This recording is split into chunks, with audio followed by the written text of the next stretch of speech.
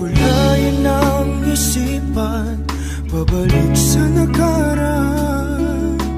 Huwag mo nang balikan, patuloy ka lang masasaktan. Hindi na kulang kakaisip sa isang magandang larawan. Paulit-ulit na binabanggit ang pangalang nakasanayan. Tayo ay pinagtagpo, ngunit hindi tinadana.